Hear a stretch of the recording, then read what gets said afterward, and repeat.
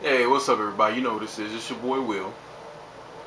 And basically, what I want to do for you right now is I want to paint a picture for you of one of the greatest moments in American history. I'm talking about our president, Barack Hussein Obama, single-handedly taking out not one, not two, but three Somali pirates on the high seas. Talk about a fantastic movie. Let me paint the picture for you. It's dark. It's the day before Easter. Obama gets a call in the Oval Office that Captain Phillips is still being held hostage. And he's like, oh my God, I can't believe this is still going on. It's time for me to get into action.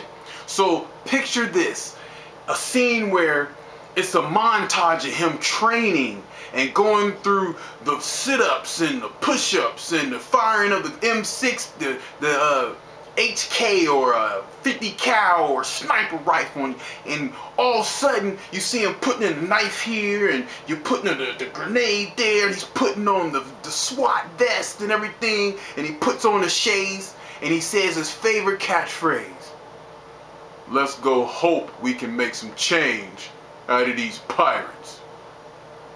And it fades to black. Then we see him sitting on top of a destroyer, and you can see the Somali pirates in their invincible lifeboat just staring down death, defying the most powerful country on earth. And Obama says, oh my God, I got him in my sights. And he gets his sight, he licks his hand, he licks the top of his scope, and he breathes, and he waits for the right moment,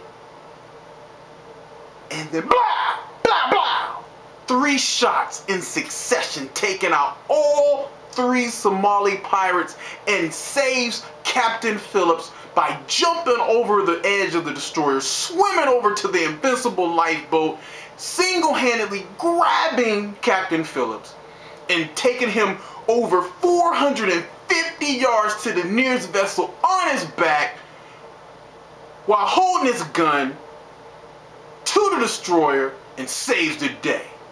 Now that's what I'm talking about, people. A great American event. A historic event. I am just amazed. I was totally wrong about Obama. Totally wrong. He's not inexperienced. He's an action hero. He single-handedly saved Captain Phillips. I mean, because that's the story that I'm hearing on ABC, NBC, CNN, MSNBC, Reuters, AP. Everybody's telling a story about how Obama saved Captain Phillips.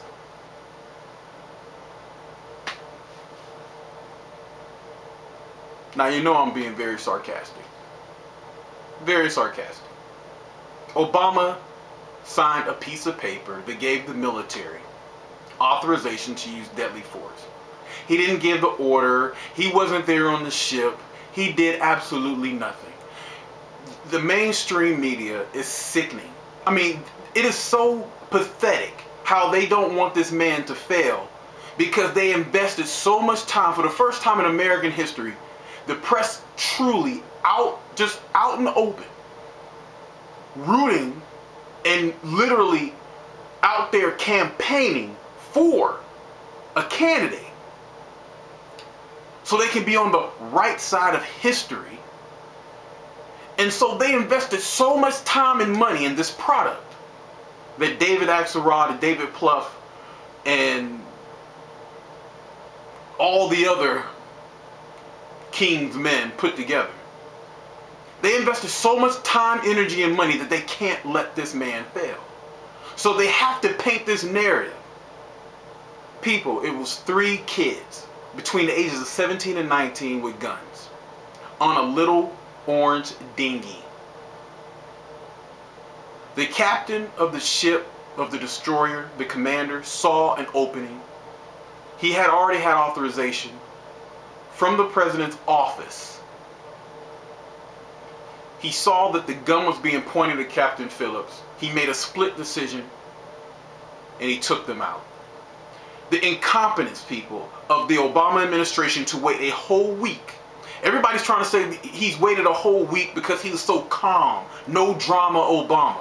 No, it was because he was trying to find a political way to spin this to increase his notoriety, to increase his poll numbers, so he can say, look what I done.